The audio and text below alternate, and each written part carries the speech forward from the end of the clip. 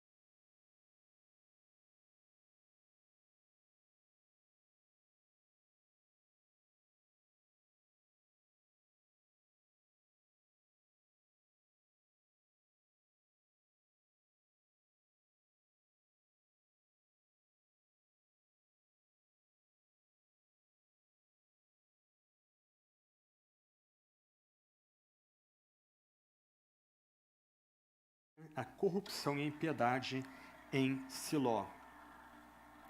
Um ponto importante aqui para nós destacarmos é que, originalmente, não havia uma divisão entre 1 e 2 Samuel. Na Bíblia hebraica, eles são um único livro, não 2. Eles se tornaram 2 quando o texto hebraico foi traduzido para o grego, na Septuaginta. Então, na Septuaginta, ambos foram divididos, e quando Jerônimo, o famoso pai da igreja, traduziu o texto grego do Antigo Testamento para o latim, que era a língua comum aí do IV para o V século, então Jerônimo seguiu essa divisão de 2 livros e assim ficou. Se tornou padrão na Bíblia cristã nós falarmos de 1 e 2 Samuel, quando na verdade eram apenas um único livro. Outro ponto que eu julgo importante aqui é que desde o Deuteronômio, passando por Josué, Juízes, Ruth, depois 1 e 2 Samuel, 1 e 2 Reis, que também era um único livro, todos esses livros eles estão enfatizando a necessidade do povo de Deus, por assim dizer, fazer a sua parte na aliança. Deus chamou esse povo, que não era povo, Deus chamou essas pessoas que, como Deuteronômio 7 vai dizer, era um lobo uivando no deserto, e pactuou com eles, deu a eles um significado e um propósito. E desde Deuteronômio, nós temos então uma nova geração ouvindo a lei antes de entrar nessa terra, na terra da promessa que foi dada a eles. Depois de Josué nós temos um grande líder conquistando grande parte daquela terra e mostrando na prática as promessas de Deus de terra sendo cumpridas, pelo menos parcialmente, com Josué e com Calebe. E depois nós temos o período de Juízes, mais ou menos 400 anos, em que várias tribos tiveram grandes líderes, mas também líderes que tinham suas falhas. Ruth, que é um livro importante, pequeno, mas importante, mostra como é que Deus trabalha, a semelhança de Ana e Elcana, em pessoas simples, e de que de pessoas simples Deus pode suscitar uma geração da qual virá um libertador. Então lembra aqui de Ruth, uma estrangeira que se torna parte do povo da aliança, virá o grande rei Davi. Mas na época de Juízes, e também nesse começo aqui de 1 Samuel, é uma época de crise. Como diz Juízes 2 vezes, naqueles dias não havia rei em Israel, cada um fazia o que achava mais certo. Então, o que nós temos em Juízes e Ruth é um ajuntamento de tribos arruinadas pelo pecado, mas agora nós temos Deus escolhendo Samuel para que por meio dele haja uma transição de um período de juízes e de tribos mais ou menos unidas para o período da monarquia e para o período de um único reino, onde as tribos são unificadas. Esses dois livros, como chamamos, 1 e 2 Samuel, tratam basicamente de Saul e de Davi. Saul tem sua história tratada em 1 Samuel 9 a 31, e Davi tem sua história tratada de 1 Samuel 16 até o final de 2 Samuel, do capítulo 24. Quando a gente coloca Samuel em contexto, junto com Deuteronômio, Josué, Juízes e Ruth, o que nós vemos é que Deus pactua com o seu povo, Deus chama e cobre com seu perdão o seu povo, mas Deus também exige do seu povo fidelidade e aliança. E nesse momento aqui, ao mesmo tempo que Deus chama o seu povo, não só homens e mulheres simples, mas também os sacerdotes, a fidelidade e a aliança, nós também temos o fim de uma era e o começo de um novo tempo. Vamos ler a passagem então, 1 Samuel capítulo 2, verso 12 até 36. Os filhos de Eli eram homens malignos e não se importavam com o Senhor. O costume desses sacerdotes com o povo era este: quando alguém oferecia um sacrifício, o servo do Senhor vinha com um garfo de 3 dentes na mão, enquanto a carne estava cozinhando, enfiava o garfo na caldeira, na panela, no caldeirão, na marmita, e tudo que o garfo tirava, o sacerdote pegava para si. Assim se fazia a todo Israel que ia ali, a Siló. Também, antes de se queimar a gordura, o servo do sacerdote vinha e dizia ao homem que estava oferecendo o sacrifício: dê um pedaço dessa carne para o sacerdote assar. Ele não aceitará de você carne cozida, mas apenas crua. Se o ofertante lhe respondia: desde que primeiro queime a gordura, depois você pode pegar o quanto quiser, o servo do sacerdote dizia: não, você tem de entregar essa carne agora, senão eu a pegarei à força. Era, pois, muito grave o pecado desses moços diante do Senhor, porque eles desprezavam a oferta do Senhor. Samuel ministrava diante do Senhor, sendo ainda menino, vestido de uma estola sacerdotal de linho. Sua mãe lhe fazia uma túnica pequena, e de ano em ano a levava para ele quando ia com seu marido oferecer o sacrifício anual. Ele abençoava Elcana e a sua mulher e dizia: que o Senhor dê a você filhos dessa mulher, em lugar do filho que devolveu ao Senhor. E voltavam para sua casa. Assim o Senhor abençoou Ana, e ela engravidava, teve mais 3 filhos e 2 filhas, e o menino Samuel crescia diante do Senhor. Ele já era muito velho, e ouvia tudo que os seus filhos faziam a todo Israel, e de como se deitavam com as mulheres que serviam à porta da tenda do encontro. E disse-lhes: por que vocês fazem essas coisas?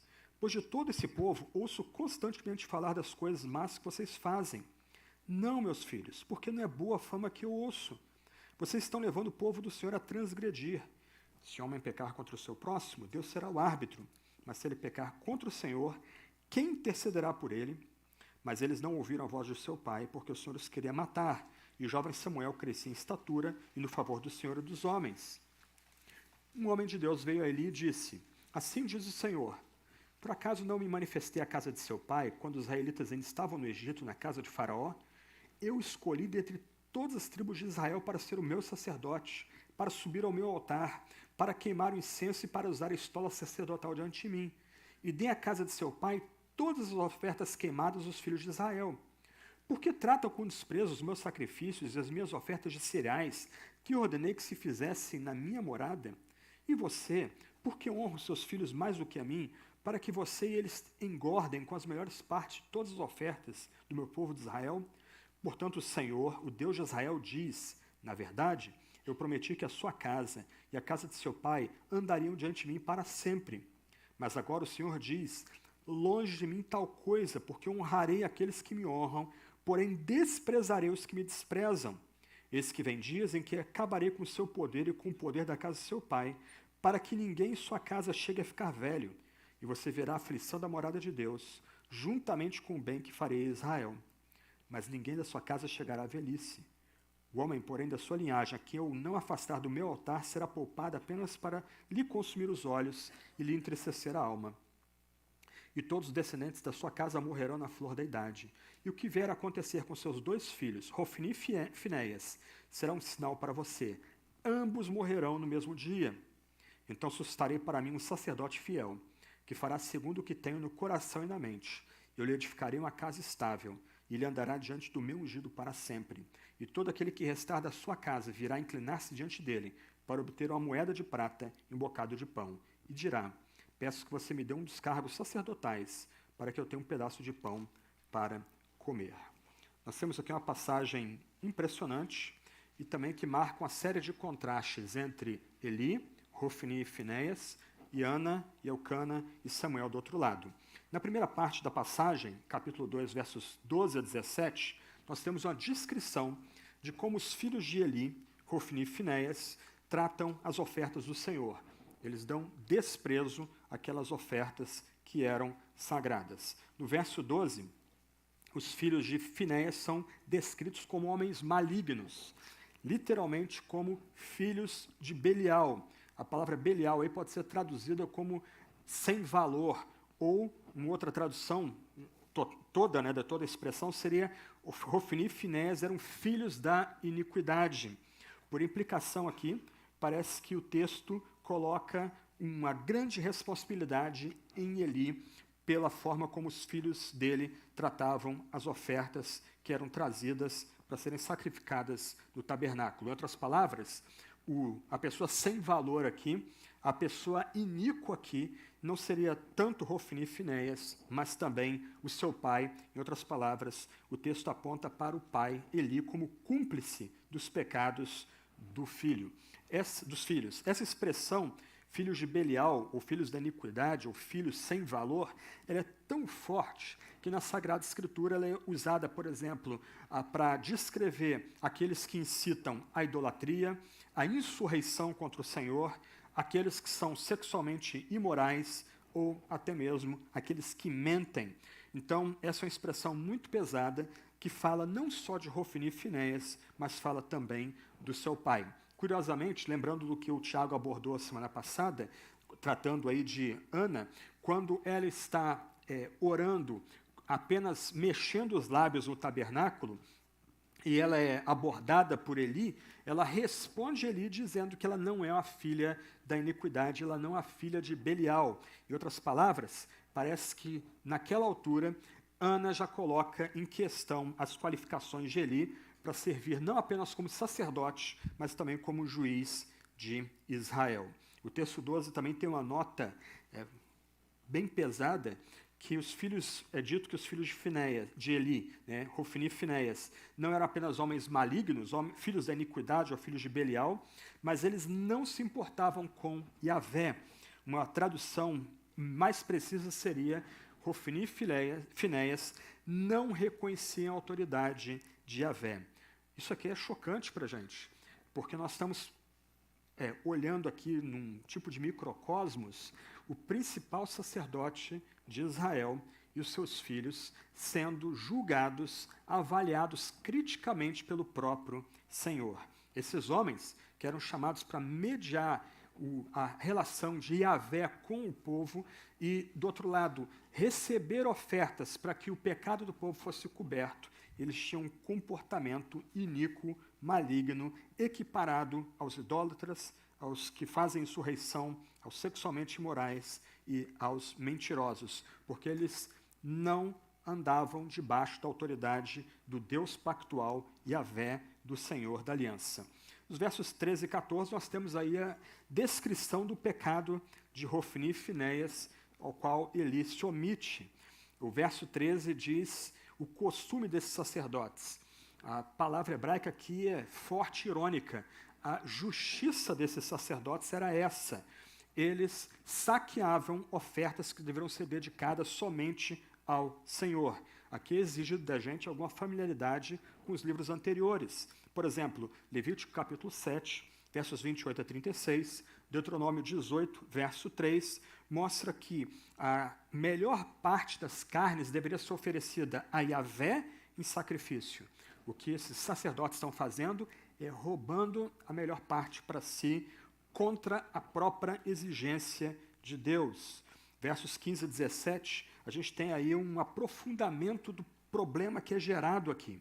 Desde a época de Abel, era dada ao Senhor a gordura dos primogênitos do rebanho, era dedicada as partes gordurosas ao Senhor, elas eram reservadas para uso exclusivo do Senhor. Levítico capítulo 3, Levítico capítulo 7, mostra que os sacerdotes tinham o dever de queimar essa gordura no altar como oferenda para o Senhor. O sangue e a própria gordura eram proibidos para consumo humano. Quem os comesse, de acordo com Levítico 3 e Levítico 7, deveria ser expulso do meio do povo de Deus. Mas o que Hofni e Finéias fazem, com a cumplicidade de Eli, é saquear essa parte do sacrifício que era dedicado ao Senhor e usar para uso próprio, inclusive por meio da força. Não havia tolerância com quem quisesse se opor. Mesmo pessoas que tivessem consciência sensível e conhecessem a lei, elas eram intimidadas pela violência a entregar essas partes aos sacerdotes para que eles comessem. O ponto aqui, e mais adiante aí o profeta sem nome vai destacar isso para Eli, é que já havia provisão de alimento para os sacerdotes. Mais adiante, presumo que semana que vem o Tiago vai abordar isso, o texto de 1 Samuel 4 vai tratar a morte de Eli com ironia, dizendo que quando ele morre, ele não era apenas idoso, era gordinho, parrudinho também. Então, o ponto do capítulo 4 é mostrar que Eli e seus filhos, eles engordaram às custas do sacrifício que deveria ser dedicado somente ao Senhor, mas que eles saqueavam, inclusive usando intimidação e ameaça à violência. A expressão que você encontra aí nesses versos, no verso 17, era muito grave o pecado desses moços, muito grave o pecado, é uma expressão que você vai encontrar no Antigo Testamento para mostrar, por exemplo, que o pecado do adultério era um pecado muito grave, abominável ao Senhor, o pecado da idolatria era um pecado muito grave, abominável ao Senhor. Em outras palavras, o autor de 1 Samuel, ele está usando uma expressão já empregada em outros contextos do Antigo Testamento para destacar que alguns pecados são mais terríveis ou mais abomináveis a Deus do que outros, equiparando esse saque que Hofni e Finéias estão fazendo às ofertas com adultério e idolatria. E o veredito aqui do verso 17 é que eles desprezavam, no final, a oferta do Senhor. Irmãos e irmãs, o ponto aqui é chocante demais. Essa família, Eli, Hofni e Finéias, eram chamados por Deus para mediar a relação da comunidade da aliança com o próprio Deus. Eles eram chamados não só para desempenhar atos litúrgicos na presença do povo, mas eles eram chamados para receber as ofertas, as melhores carnes que o povo trazia, que serão sacrificadas naquele tabernáculo, para que dessa forma Deus fosse agradado e os pecados do povo pudessem ser cobertos, a expiação. Nossos amigos judeus estão comemorando Yom Kippur, o dia da expiação, esse fim de semana. Essa é uma data que remete a gente a esse drama do tabernáculo. E esses homens, Hofni e Finéias, e também Eli, em vez de honrarem o seu chamado sagrado, eles estavam saqueando, abusando espiritualmente de toda a comunidade. E esse era um pecado que era feito diante de todos, era um pecado visível. Um ponto aqui, antes de nós continuarmos a destacar o que Deus tem a nos dizer nessa passagem para nós hoje, é que a gente precisa lembrar que termos uma posição privilegiada diante de Deus não é proteção, nem de cair em pecados grosseiros, nem do eventual disciplina do Senhor. Ser pastor é um grande privilégio, ser um sacerdote, um clérigo é um grande privilégio, mas o fato de nós nos apresentarmos como pastores, reverendos, bispos, presbíteros, clérigos, isso não protege a gente de pecado. Infelizmente, muitas vezes nós vamos, como cristãos, ficar chocados com pecados feitos por clérigos, por pastores, que antes pareciam tão consagrados, tão dedicados ao Senhor, e a gente vai ficar chocado, espantado. Mas, puxa, aquela pessoa ali não era um chamado pelo Senhor para ministrar a palavra sagrada para a comunidade? Por que ele caiu? Ele caiu porque ele é humano, como todos nós aqui. O fato de uma pessoa usar uma gola clerical, ou como algumas igrejas, um terno, ou ter um título antes do nome, isso não o protege de cometer pecados grosseiros. E algumas vezes pecados grosseiros serão cometidos escondidos por trás desses títulos e por trás de certas vestimentas. E Deus disciplina. Sobretudo se há possibilidade de arrependimento. Como a gente lembra lá a gente aprende em Hebreus, Deus disciplina quem ama. Aqueles que Deus não ama, Deus simplesmente passa ao largo, a pessoa vai juntando mais ira para o dia da ira. Irmãos e irmãs, nós somos lembrados aqui a não desprezarmos o Senhor. Nós estamos face a face com Ele. Sobretudo eu, Tiago, outros aqui que buscam ministério pastoral, nós somos chamados a não desprezar o Senhor, a temermos o Senhor, sobretudo quando estamos diante da presença dEle e diante do povo de Deus. C.S. Lewis, no seu famoso livro Cartas do Coisa Ruim, né, Cartas do Diabo ao Seu Aprendiz, numa daquelas cartas, ele vai dizer que talvez um dos momentos em que somos mais vulneráveis a sermos tentados pelo diabo é quando estamos diante da mesa da Santa Ceia. Então, mesmo lidando com questões sagradas, mesmo sendo chamados a proferirmos a palavra de Deus, a gente tem que lembrar que termos uma posição privilegiada não é proteção de cairmos em pecados, até mesmo em pecados grosseiros, e recebermos uma eventual disciplina de Deus. Então, que ninguém aqui seja enganado simplesmente por títulos e por vestimentas e por feitos ministeriais. A gente é chamado, da mesma forma como a Bíblia abre diante de nós a história de Eli e de Hofni e Finéias, a examinarmos a vida de nossos obreiros. Quando a gente vai ordenar uma pessoa, a gente vai gastar algum tempo ali examinando como é que é a vida dessa pessoa devocional, como é a vida dessa pessoa em família, o casamento é sólido, como é que ela lida com questões ligadas à interpretação da Escritura. Esse momento é um momento chave, definidor para uma igreja que vai ter o seu obreiro. A igreja precisa conhecer esse obreiro para saber se ele despreza a Deus ou ele teme ao Senhor. Porque uma posição privilegiada diante de Deus não vai proteger ninguém de cair até mesmo em pecados grosseiros. Segunda parte, aí nós temos um contraste. Isso é bem típico de 1 e 2 Samuel.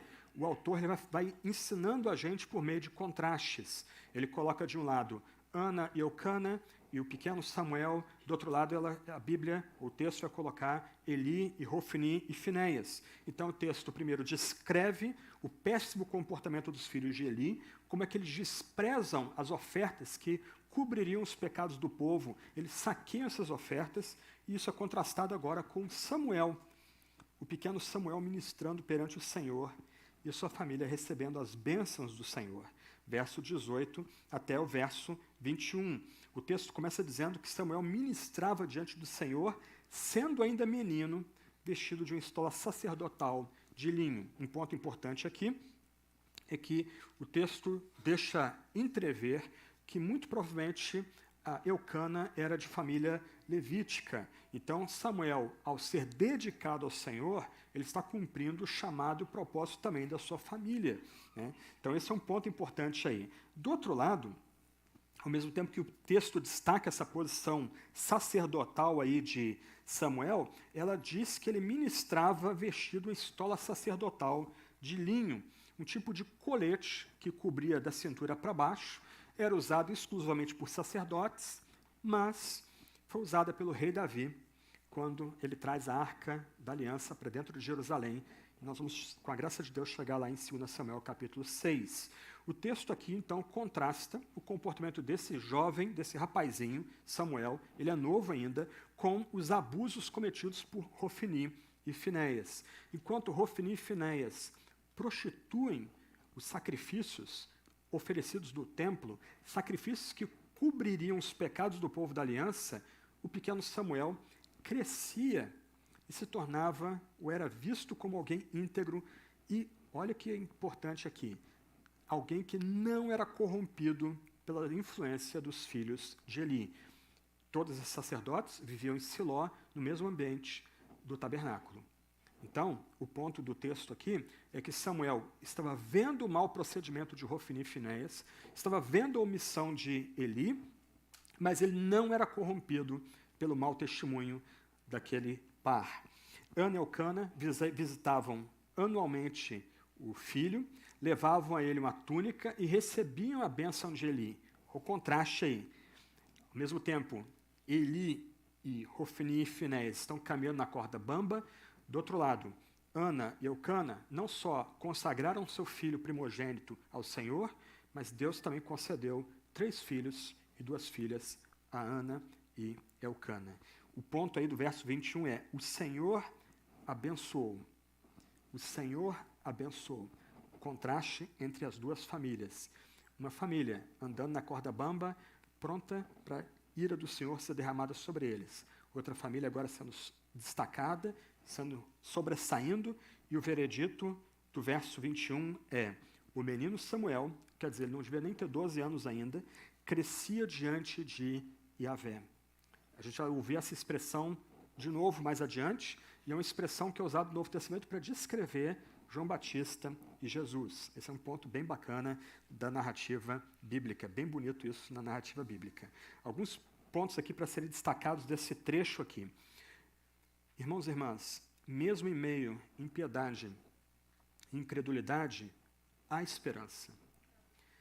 Deus tem o poder de levantar um homem, uma mulher, que lhe seja fiel. E essa pessoa, muitas vezes sozinha, pode fazer a diferença. O ponto-chave aqui é que Samuel crescia na presença, ou crescia andando junto com Yahvé. Nós somos chamados aqui a imitar Samuel. Olha o contraste. A gente se afasta de Hofni e Finéias, a gente se afasta da omissão de Eli, a gente admira Elcana, admira Ana, e tem a uma criança, a um pequeno, como nosso modelo. Se a gente quer fazer diferença, a gente tem que andar como Samuel andou na presença de Yahvé. A gente tem que crescer na presença de Yahvé. A gente precisa ouvir isso de outros. Olha, fulano e Beltrano estão crescendo na presença de Deus. E um ponto importante aqui, meus irmãos e irmãs, cada um de vocês não é chamado a se mirar em quem está do seu lado. Nós nos tornamos invejosos, nós nos enchemos de amargura e raiva porque a gente quer se comparar com o outro. Por que fulano tem e eu não tenho? Por que cicrano tem mais destaque e eu não tenho destaque? Isso é um erro básico que nós cometemos e vamos permanecer infantis emocionalmente e espiritualmente se a gente continua agindo assim. Nós temos que analisar nós mesmos. Quem eu era antes? Eu tenho crescido na presença de Yahvé? Eu tenho crescido na presença do Senhor? Eu tenho melhorado a cada dia, me tornado cada vez mais semelhante a Cristo? Esse é o ponto de nós amadurecermos de fato, tanto psicologicamente como afetivamente, sobretudo espiritualmente. Nós estamos crescendo na presença de Deus. Você pode olhar na sua vida e notar que hoje você ama mais a Deus do que no passado.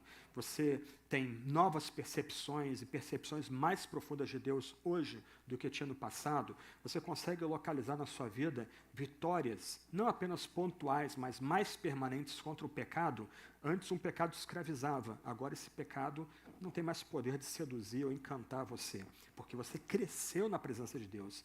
Meça-se por si mesmo, na presença de Deus, para que você ouça do próprio Deus: olha, fulano está crescendo na minha presença, está se desenvolvendo na minha presença, cresça no Senhor. Dessa forma, você pode fazer a diferença, como Samuel vai fazer a diferença, e a gente vai ver na sequência nos próximos domingos. Um outro ponto importante aqui, você pode contar depois na passagem bíblica, você vai notar que a palavra Senhor ela é descrita de uma forma diferente, o que a gente chama de versalete, porque no original, a palavra que está no texto não é a palavra hebraica Adon ou Adonai, que é a palavra normalmente traduzida por Senhor. O que está no texto é o tetragrama sagrado, o nome que não deve ser pronunciado, Yahvé, o eu sou que sou. 15 vezes o nome de Deus aparece nessa passagem. 15 vezes. O que o autor quer destacar para nós leitores aqui? Mesmo meio desânimo, o pecado, a incerteza, a indiferença até mesmo dos líderes eclesiásticos, Deus continua comandando a história. A passagem aqui nos chama a confiar em Deus. Uma casa sacerdotal, ela é profana, ela envergonha o nome sagrado, mas ao mesmo tempo que isso é público e é escandaloso, lá nos bastidores, em alguma tenda lá atrás do tabernáculo onde os sacerdotes viviam, tem um menino de 12 anos que está sendo preparado por Deus para ser o último juiz e o homem que vai ungir Saul e Davi. E Davi, o maior rei de Israel, do qual vem o nosso Messias, o ungido do qual virá o grande ungido.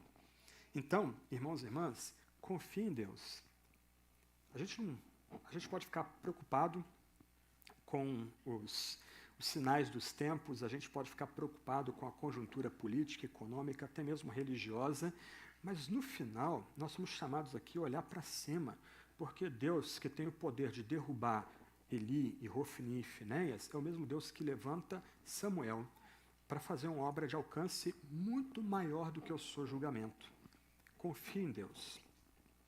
Terceiro ponto, versos 22 a 26. Agora, o Senhor determina matar os filhos de Eli por causa dos seus pecados, enquanto Samuel continua crescendo. E o texto continua destacando isso. Samuel crescia diante do Senhor, ou literalmente crescia com Yahvé. Verso 22, nós temos aí Eli já idoso, e ouvindo os boatos e as fofocas que faziam dos filhos dele em todo Israel. Nós estamos falando aqui de uma situação ocorrendo em Siló, a capital política e religiosa das 12 tribos, ainda não é a capital definitiva, né? Você tem 12 tribos aí vivendo em algum tipo de aliança por causa da lei dada no Sinai, mas elas não são ainda um reino, são tribos coligadas, elas têm Siló como seu centro, mas por todas as tribos, as fofocas já circularam, os boatos já circularam. Os filhos de Eli profanam as coisas sagradas. Os filhos de Eli pisam a graça e os meios que Deus deu para o perdão do povo. E Eli agora, já no final da sua vida, ele tenta fazer algo a respeito de uma situação que, pelo texto, ele se omitiu desde o começo do seu ministério. Ele nunca controlou os filhos, ele nunca disciplinou os filhos. E agora ele tenta chamar esses filhos para conversar. E se o que nós lemos nos versos 12 a 17 já é suficientemente escandaloso, os elementos de sacrifício para perdoar o pecado do povo de Deus são profanados e pisados por esses filhos de Belial, esses filhos da iniquidade, agora novos dados são colocados aqui quanto ao comportamento desses dois perversos. Eles se deitavam com as mulheres que serviam à porta da tenda do encontro. De trás para frente, a tenda do encontro é o tabernáculo. Até Salomão construiu seu templo, o povo de Deus continuou, desde o passado, adorando a Deus numa estrutura como aquela que nós vimos há pouco. Okay? Então, esse tenda de encontro, era esse tabernáculo, era uma estrutura que não era permanente, era nesse lugar que se fazia a expiação pelos pecados por meio dos sacerdotes e dos sacrifícios. Era nesse local que o povo era declarado perdoado por sacerdotes e pelos sacrifícios feitos ali. Né? Então, até mesmo no local de culto, o pecado estava arruinando a obra de Deus. Até no lugar onde deveria ser feita expiação, a obra de Deus estava sendo envergonhada ali. E de como ela estava sendo envergonhada? Além dos dados já vistos, esses dois homens, Hofni e Finéias, se deitavam com as mulheres que trabalhavam naquele tabernáculo. O texto não é muito claro sobre o papel dessas mulheres, ou elas trabalhavam na limpeza do tabernáculo, ou no suprimento de elementos para o tabernáculo. O fato é, irmãos e irmãs, o que torna o pecado aqui mais grosseiro do que simplesmente dormir com essas mulheres, isto é, nós temos 2 sacerdotes abusando das suas prerrogativas para ter relações sexuais com suas fiéis. Nós temos aqui um caso de abuso de autoridade. Eles estão usando a sua autoridade para abusar das fiéis, dessas mulheres que ministravam no tabernáculo. Só que o que o texto deixa entrever é que Hofni e Finéias, eles estão equiparando o que é feito no tabernáculo do que era feito nos cultos pagãos, nos cultos cananitas. Porque eram os cultos cananitas que dependiam de prostitutas cultuais. Em outras palavras, Hofni e Finéias, eles eram talvez 2 dos sacerdotes mais vulgares que a gente tem no Antigo Testamento. O ponto fica até mais escandaloso quando a gente lembra que há um homônimo de Hofni, que é citado no livro de Números, que foi um homem que, elogiado pelo próprio Yahvé, pelo seu zelo pelas coisas santas, pelo seu zelo pelas coisas sagradas. Aqui nós temos então a sua contraparte maligna, um homem com o mesmo nome, mas com um comportamento desprezível junto com o seu irmão. Eles não apenas destroem os elementos que são trazidos para o sacrifício de pecados, mas eles estão literalmente abusando sexualmente de mulheres que serviam no tabernáculo e equalizando aquele culto que deveria ser santo e puro aos cultos cananitas que Deus desprezava, que Deus odiava. E, como ele diz para os seus filhos, todo Israel sabe das coisas más que eles estão fazendo. Os versos 23 e 24 mostram que nós temos uma situação de escândalo público aqui. Mas Eli, que parece até bonzinho aqui, né? Poxa, olha, ele está chamando os filhos à decência, ele está fazendo isso já no fim da vida dele. Em outras palavras, pelo que nós estamos vendo, entre linhas aqui no contexto, Eli, na verdade, é o Belial. Eli é o iníquo. Nós temos aqui um pai que, durante a vida dos seus filhos, e filhos em posições-chave dentro do culto sagrado em Israel, ele negligenciou a disciplina e o cuidado pelos seus filhos. Agora, o pai fala, e pelo que se vê aqui, a reação dos filhos é simplesmente, ok, que legal, vamos continuar fazendo o que a gente está fazendo aqui. O pai falou, mas ele está fora, ele não sabe do que está falando, está idoso, vamos continuar fazendo o que nós fazemos aqui. E esse endurecimento dos filhos tem um fim. Aliás, antes, né, o verso 25 é importante, já é pulando ele aí. Eli, mesmo na sua missão, ele levanta um ponto importante aqui. Uma questão é nós pecarmos contra o próximo. Deus pode ser o nosso árbitro. Eventualmente, mesmo pecando contra o próximo, a gente pode correr para Deus, e no contexto aqui, correr para Yahvé e oferecer um sacrifício e ter o pecado coberto para esse sacrifício feito. Mas Eli, mesmo se omitindo de disciplinar os seus filhos, ele levanta um ponto importante aqui. Se nós pecarmos contra o próprio Deus, quem vai nos defender? Quem vai se levantar para ficar do nosso lado? Porque o que ele coloca aqui é que Hofni e Finéias estão pecando contra o próprio Deus, ao vulgarizar os sacrifícios que eram trazidos para fazer o perdão dos pecados, para cobrir a multidão de pecados do povo, ao tornar as mulheres de Israel, equiparar as mulheres de Israel a prostitutas cultuais, eles estavam ofendendo a própria majestade de Deus, o próprio Senhor que estabeleceu aquele tipo de culto. E os seus filhos vão continuar sem ouvir a voz do pai, final do verso 25, porque Yahvé os queria matar. Essa expressão aparece no livro de Êxodo. Naquele contexto ali, Deus endurece o coração de Faraó para ser glorificada a destruição de Faraó e de toda a estrutura de poder do Egito. O mesmo ocorre aqui. Deus, como soberano, ele tem direito de julgar a quem quer. Esses homens que lidavam com elementos sagrados do culto a Yahvé, eles o seu pecado chegou a um limite na presença de Deus. Agora, Deus, judicialmente, soberanamente, endurece o coração deles. Não há mais escapatória para eles. O Senhor intentou os matar. E a gente tem que lembrar do sermão do Tiago semana passada. Aqui nós temos um contraste com a declaração de Ana, no capítulo 2, verso 6. O Senhor é quem tira a vida e quem a dá. Ele faz descer a sepultura e o faz subir. O Senhor empobrece e enriquece. humilha e também exalta, levanta o pobre do pó e tira o necessitado do monte de lixo, para o fazer assentar ao lado de príncipes e para o fazer herdar o trono da glória. Nota que também na oração de Ana, o nome que não era pronunciado é mencionado. É Yahvé quem tira a vida, Yahvé quem empobrece. Nós temos aqui o cumprimento da oração de Ana. O Senhor intentou matar Ofni e Finéias.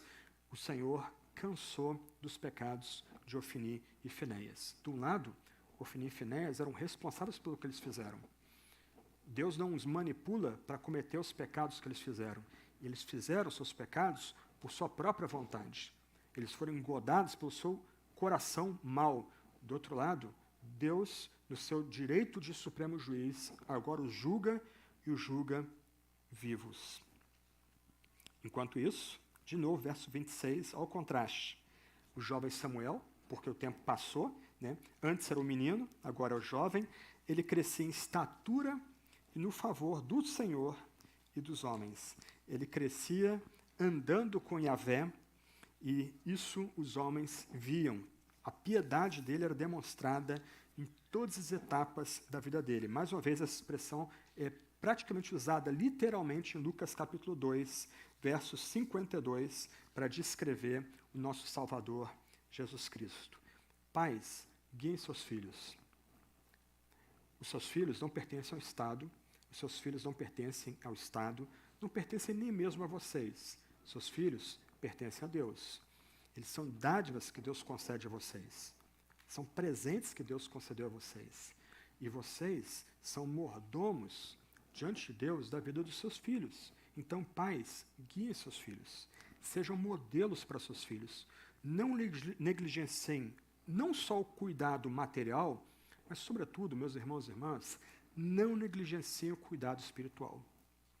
Se essa vida aqui é a única que a gente tem para viver, ok, aqueles pais entre nós que gastam toda a sua energia e dinheiro preparando provisão material para os seus filhos, talvez eles não estejam tão errados.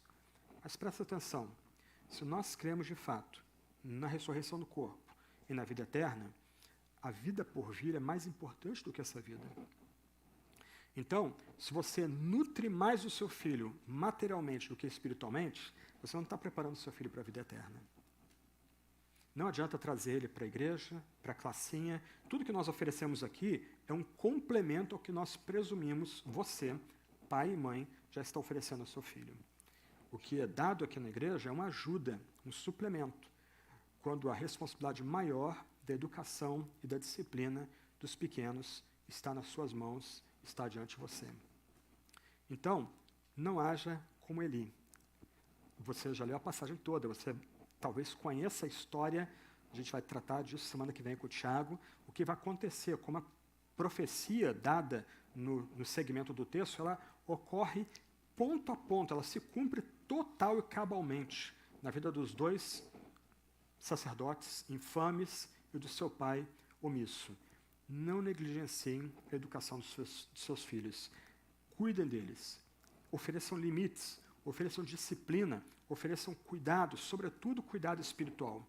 Como a gente aprende nos evangelhos, é melhor perder os bens dessa vida do que a gente perder a alma na eternidade. Preparem os seus filhos para a eternidade. Inculquem a sagrada palavra na vida dos seus filhos. Que outros possam dizer dos seus filhos, olha aquele pequenininho ali, ele cresce com Deus. E o testemunho dele é visto diante de todos na comunidade. Não estou dizendo aqui que crianças não podem rir, não podem brincar, não podem correr por aqui. Né? Não é esse o ponto. A gente não deve tolher a alegria delas, mas, do outro lado, nós somos chamados a educá-las na fé desde cedo. Essa é a nossa responsabilidade. O Estado não tem direito de intervir nisso. Ok? Essa é uma responsabilidade dada por Deus a nós. É uma responsabilidade natural dada por Deus a nós. Que nós cuidemos, alimentemos, ofereçamos limites e disciplina, ensinemos nossos pequenos a crescer andando com o Senhor. Do outro lado, essa passagem lembra que Deus espera de todos os seus servos absoluto respeito. Deus não permite que se brinque com a palavra e com a honra e com o nome dele. Deus, nessa passagem, está acima de tudo, até mesmo das relações familiares sacerdotais. O grande pecado de Eli, a omissão, né, o pecado que está por trás da omissão de Eli na passagem, é que Eli deu mais honra a Ofni e Finéias ao se omitir diante de seus pecados do que o próprio Deus. Deus exige honra só a Ele. Então, irmãos e irmãs, deem honra a Deus, deem glória a Deus. Coloque seu coração e sua mente em Deus, na obra dEle, na palavra dEle. Tenha Deus acima de tudo e de todos, até mesmo de relações familiares, até mesmo de relações eclesiásticas, relações de trabalho e outras. Honrem a Deus, que a gente evite e fuja do mau comportamento de Eli e dos seus filhos, que preferiram honrar a si mesmos do que honrar o próprio Deus que os colocou naquela posição tão importante. E um outro ponto que é destacado nessa passagem aqui, irmãos e irmãs, muito cuidado com a pregação da palavra, com o batismo e com a ceia que são oferecidos aqui. Ofni e Finéias, por assim dizer, pisaram os meios da graça do Antigo Testamento. Eles fizeram um pouco dos meios da graça do Antigo Testamento. Deus oferecendo graça por meio desses meios que ele estabeleceu, o sacrifício, os pães sem fermento, a água aspergida diante de todo o povo. E aqueles homens que mexiam com esses itens sagrados não ligavam para eles aquilo ali não era nada. E eu imagino que esse comportamento abusivo e frio também influenciou pessoas daquela comunidade, daquela congregação, a se aproximarem daqueles meios de forma mecânica, também tendo seu coração endurecido. Isso parece que a gente vai ver na sequência, com as várias derrotas de Israel na mão dos filisteus. Irmãos e irmãs, domingo após domingo, nós nos reunimos aqui para ouvir a palavra sagrada. Algumas vezes nós vamos compartilhar o cálice e o pão. Outras vezes nós vamos participar do batismo. Que nosso coração seja enternecido, quebrantado, que a gente seja de fato alimentado por esses momentos. Que ninguém saia daqui endurecido, com a visão cínica de Deus e da sua obra. Deus continua operando. Deus continua derramando sua graça por meio desses meios. Então, não negligencie esses meios. Prepare-se no sábado para chegar no domingo desperto aqui na igreja, pronto a ouvir a palavra sagrada, pronto a cantar a palavra sagrada, pronto a orar a palavra sagrada, pronto a ser alimentado ou revestido com essa mesma palavra. Venha desperto. No Fan Day nós vamos ter batismos. Chegue ali com o espírito vivo, alegre, contente, mas a pessoa está fazendo parte desse reino que Deus começou lá no Éden, ou prometeu lá no Éden, Gênesis capítulo 3. Então, que nenhum de nós negligencie esses meios da graça que Deus mesmo nos deu. E por último, versos 27 a 36, nós temos o julgamento de Yahvé. Ele é proferido agora. É um julgamento feito contra a casa de Eli, mas pela passagem, todas as pessoas ali ao redor do tabernáculo estão ouvindo esse julgamento. Eu não vou destacar verso a verso aqui, vou dar só um esboço, porque o que tem aqui é uma pregação. Okay? Então, o primeiro ponto aí é que um homem de Deus, que é um sinônimo de profeta, ele aparece diante do tabernáculo e traz a palavra de Deus para Eli, para Ofni, e pelo contexto aqui ele está proferindo aquela palavra ali, e quem está perto do tabernáculo está ouvindo, as pessoas estão ouvindo. Essa palavra vai se espalhar por todas as tribos, com muita rapidez. Então, olha o esboço aí. Versos 27 e 28, o profeta desafia a todo Israel, não só Eli, e Ofni e Finéias, mas todo Israel, a confessar a bondade do Deus da aliança, de Yahvé. Aqui é um chamado para que todos reconheçam que só Yahvé é Deus. E mais do que isso, Yahvé é que escolheu a casa de Eli para ministrar esse sacerdócio santo. Para você ter uma ideia aqui, ainda que em Levítico ou em Números a casa de Eli não seja citada, o texto ressalta que desde o Egito essa casa já havia sido separada por Deus para fazer esse ofício sacerdotal. Sabe o que significa isso aqui? Durante 800 anos, mais ou menos, 700, 800 anos, essa família ministrou ininterruptamente na presença do Senhor. Eles não reconhecem a bondade pactual de Deus. Eles não dão glória a Deus.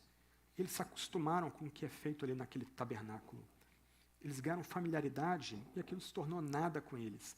Eles estavam pisando a bondade de Deus. Eles foram chamados a usar a estola sacerdotal. Nós vimos aí no filminho, né, o peitoral do juízo, o Urim e Tumim, através do qual a vontade de Yahvé era dada. Eles ministravam ofertas queimadas, eles foram chamados para isso. A família de Eli, fazendo esse serviço sacro há 700 anos, deveria testemunhar a bondade de Yahvé diante de toda a congregação do povo de Deus. Eles não faziam isso. Antes eles pisavam as coisas santas. Aí, segundo ponto, versos 29 e 30, o profeta os confronta. Por que vocês estão agindo dessa maneira? Por que vocês tratam as coisas de Deus com desprezo? Vocês honram mais a família de vocês do que o próprio Yahvé. Os delitos da família são grosseiros, mas Eli é mais grosseiro ainda pela sua omissão como pai e como sacerdote, por não ter confrontado seus filhos, não ter exigido que eles honrassem Yahvé acima de tudo. Eli também era cúmplice dos pecados dos filhos. E aí o verso 30, eu preciso destacar, ainda que o texto fale de para sempre, o para sempre não é eterno, ok? É indefinidamente ou sem fim imediato. A casa de Eli foi selecionada para ministrar no tabernáculo sem fim imediato. O fim está próximo. Nós vamos ver isso domingo que vem. Mas aí a gente tem um ditado aqui importantíssimo. No hebraico são só 4 palavras, mas em português reza: honrarei aqueles que me honram, porém desprezarei os que me desprezam. Que ditado pesado e terrível. No contexto da aliança, aqueles que desprezam o Senhor, aqueles que fazem pouco das coisas de Deus, serão desprezados pelo próprio Deus. Só que aqueles na comunidade da aliança que honram o Senhor, eles serão também honrados. Yahvé, ele exige obediência completa do seu povo. Ele exige que os meios da graça sejam manuseados de forma correta. Ele exige que os sacrifícios sejam oferecidos de forma que o honra. Terceiro ponto, versos 31 a 34, o profeta agora adverte Eli, seus filhos e toda a comunidade que o julgamento é iminente e que os 2 filhos de Eli vão morrer no mesmo dia. E aqui a gente tem um exemplo do que é uma profecia verdadeira. Uma profecia que vem de Deus, ela se cumpre. E nós vamos ver semana que vem que a profecia desse profeta sem nome, parênteses, não é a primeira vez no Antigo Testamento que Deus vai levantar um profeta sem nome. Outros casos, Deus também levanta profetas que não foram nomeados e foram importantes aí na história da redenção, mas o que esse profeta profere diante da comunidade da aliança vai acontecer exatamente. Os 2 filhos de Eli vão morrer no mesmo dia. Nós vamos ver isso semana que vem. O que nós temos diante de nós aqui? O fim de uma casa, a casa de Eli. Ela vai terminar não só com a morte dos seus 2 filhos, Eli vai morrer no mesmo dia também. Mais adiante, quando a Siló for devastada e o centro de culto mudar para Nob, Saul vai massacrar os outros parentes de Eli. E, finalmente, 2 de Reis, capítulo 2, verso 26 e 27, Abiatar, o último descendente de Eli, ele que era sumo sacerdote, é removido do seu cargo, porque Abiatar preferiu apoiar Adonias e não Salomão que havia sido ungido por Deus. Dessa forma se encerra a casa de Eli. A casa de Eli simplesmente virou uma nota de rodapé na história. Um outro sacerdote foi levantado. Né? E aí entra aqui no verso 35, o último ponto da mensagem. O profeta afirma que Eli vai ser sucedido por um sacerdote fiel, enquanto a sua família vai ser humilhada. Esse sacerdote fiel não é Samuel. Samuel foi confirmado como profeta, e a gente vai ver isso semana que vem. Samuel não fundou a dinastia sacerdotal. O cumprimento vem com Zadok, que serviu como sumo sacerdote junto com Abiatar no reino de Davi, e na época de Salomão ele é elevado como o único sumo sacerdote agora de todo o reino unificado. Para você ter uma ideia, a linhagem que começa em Zadok só vai terminar com os Macabeus no 2º século antes de Cristo. Então, pelo menos durante 8 séculos, essa nova família sacerdotal esteve à frente do culto e dos sacrifícios em Judá e em Israel, honrando ao Senhor e somente 800 anos depois ela foi extinguida. E o texto fala aqui de um ungido, e com isso eu encerro. É a segunda vez nesse capítulo que essa palavra aparece. Nós já vimos ela em 1 Samuel capítulo 2, verso 10, na última semana. Essa expressão meu ungido aqui é traduzida como o meu Messias, o meu Cristo. O texto aqui então faz uma alusão a um rei que virá. E não vai ser Saul. É necessário um outro rei que venha e que vai ser maior do que Saul. Um rei com o qual Deus fará um pacto também perpétuo, e um rei do qual virá Jesus, que é o nosso grande ungido, nosso grande Messias. Enquanto se espera, então, a vinda de uma nova família sacerdotal, enquanto se espera a vinda de um novo ungido, de um ungido especial, a família de Eli é humilhada. E assim termina a passagem. Ela vai passar fome, ela vai mendigar comida, ela vai implorar trabalho servil no tabernáculo onde eles mesmo profanavam a palavra do Senhor. Irmãos, quando nós consideramos uma passagem como essa, nós somos chamados a temer a Deus. Nós somos chamados a ter zelo pela honra de Deus. É Deus que garante o bem do seu povo. Deus nos coloca em aliança. O que Ele requer de nós é um comportamento santo, um comportamento puro, um comportamento agradável. E dessa forma, a gente demonstra que a gente honra o nome de Deus. A gente não despreza o nome de Deus, não o trata com desdém. Se dessa forma nós agimos como um povo do pacto, nós podemos esperar bênçãos. Se do outro lado, nosso coração começa a ficar frio, nossa mente começa a ficar indiferente para as coisas de Deus, a gente começa a fazer piada com essas ações santas que nós desempenhamos aqui na igreja, na comunidade da fé, Deus pode retirar essas bênçãos de sobre nós e Deus pode derramar sua disciplina sobre nós. Então, meus irmãos, diante de uma história como essa, irmãos e irmãs, a gente é chamado a ter zelo pela honra de Deus, a gente é chamado a temer o nome de Deus. Nós não podemos brincar com um Deus que é 3 vezes santo, um Deus que estabelece um culto para o nosso bem, um Deus que estabelece meios da graça para que o nosso pecado seja perdoado. A gente não pode brincar com Ele. A gente não pode ser negligente com Ele. A gente não pode lidar com esse Deus, que é o único Deus que existe, como se a gente estivesse brincando num jardim de infância. Temam a Deus. E a gente também lembra nessa passagem que esse Deus que é digno de ser temido, usa quem quer. Nota, nós temos aqui uma família preeminente que está sendo descartada pelo próprio Deus. Uma família que durante 700, 800 anos cuidou do culto sagrado no antigo Israel. Eles estão sendo descartados. Deus está levantando agora um primogênito que Ele mesmo concedeu para sua mãe estéril, e por meio desse primogênito, que não é sacerdote nem rei, Deus vai fazer algo novo. Deus vai inaugurar uma nova etapa na história da redenção. Deus usa quem quer. Na medida que a gente se dedica ao Senhor, na medida que a gente dedica os nossos pequenos ao Senhor, a gente pode esperar grandes coisas dele, porque Deus tem prazer de usar instrumentos que se portam e que agem de forma digna diante dele. Meu último ponto aqui. Meu ungido. 2 vezes nós já temos ouvido essa expressão.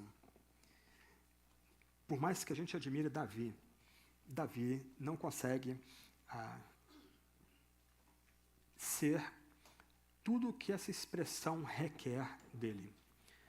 Os que vêm depois dele, da sua casa, nós vamos ouvir de grandes reis que eram como ele, nós vamos ouvir de reis mais ou menos, e vamos ouvir de reis que eram abomináveis e que não andaram no caminho de Davi, seu pai.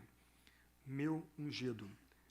Quando nós encontramos essa expressão aqui no começo de 1 Samuel, e conhecendo já a história de 1 e 2 Samuel, e 1 Reis e 2 Reis, 1 e 2 Crônicas, a gente sabe que mesmo que Davi tenha sido um grande ungido, ele não é o ungido. Nós esperamos alguém maior do que ele. O texto final aqui lembra que Deus vai levantar um sacerdote, Zadok, e vai levantar um ungido, Davi. Agora, no Novo Testamento, nós aprendemos que é Jesus, o ungido, que é rei e também o sumo sacerdote. É Jesus, o ungido, que comanda o seu povo, que promete ao seu povo terra e paz e dá bem-aventurança para o seu povo. mas é Jesus, o ungido, que faz intercessão pelo seu povo e cobre todos os pecados do seu povo, por meio do seu sacrifício de sangue na cruz. Nós já estamos debaixo do comando desse grande rei, Jesus, o ungido. Nós estamos cobertos pela expiação, intercessão oferecida por esse sacerdote, Jesus, o ungido. Nós confiamos somente em Jesus, o ungido, como nosso rei, nosso comandante, mas também como aquele sacerdote supremo que cobre todos os nossos pecados. E olha que bonito, vive para interceder pela gente, à direita de Deus o Pai. Você já confia nesse Jesus, nesse ungido que vem da casa de Davi, que é o maior ungido de todos? Você já tem descansado nele? Corra para esse ungido, corra para o Senhor Jesus, corra para ele, Jesus, que é o nosso único rei, nosso único sumo sacerdote. Em Jesus há esperança para o futuro, porque ele é o rei. Em Jesus há completo perdão e há completa intercessão para todos nós. Vamos orar. Senhor, nós estamos diante da Tua Palavra. Nós temos diante de nós uma história tão terrível quanto bonita. Ó Deus, não permita que nenhum de nós aqui haja como Eli, Ofni e Finéias. Senhor, tem piedade da gente. Não permita que nosso coração seja endurecido diante dos Teus grandes feitos, diante da Tua Palavra, diante do cálice, do pão e da água. Deus, não deixa que a gente seja endurecido diante dos Teus meios da graça. Não deixa, ó Deus, que a gente tenha uma visão cínica de Ti. Não permita que nenhum de nós abuse do chamado que o Senhor tem feito a nós. Ajuda-nos, ó Deus, a com horror nos afastar do comportamento de Eli, de Ofni e de Finéias. Do outro lado, ajuda-nos a aprender de Samuel. Ajuda-nos, Senhor, a cada um de nós aqui a crescer dia a dia na Tua presença. Ajuda-nos, ó Deus, a andarmos diante de Ti. Ajuda-nos, ó Deus, a recebermos graça diária, porque andamos na Tua presença. Deus, que outras pessoas vejam o nosso andar e possam se alegrar com o nosso crescimento e o nosso bom testemunho. Ajuda-nos a termos Samuel como exemplo e modelo. Ó Deus, se há aqui homens, mulheres, jovens, adultos, crianças, adolescentes, que ainda não reconhecem o Teu Filho como o Teu ungido, Deus, nós imploramos, usa a palavra, a oração, os hinos aqui cantados, a comunhão, usa todos esses elementos que são centrados em Tua Palavra para atrair essas pessoas a Ti, por meio do Teu ungido. Senhor, que aqueles que nosso meio ainda não reconhecem Jesus como especialmente ungido, como o grande Messias, Deus, atrai-os a Ti, quebranta-os, que eles corram para Jesus para tê-lo como único Rei e único sumo sacerdote, que eles corram para Jesus para confiar no sacrifício único e eficaz dele e viverem agora na confiança de ter um fiel intercessor todo dia, dia a dia, diante de Ti, na Tua presença, que é Teu único Filho. Porque é por meio desse ungido que nós oramos, Jesus Cristo. Que a graça do nosso Senhor Jesus, o especial ungido, que o amor de Deus o Pai, que as consolações do Espírito Santo estejam com todos vocês e com todo o povo de Deus em toda a face da terra, hoje e sempre. Amém.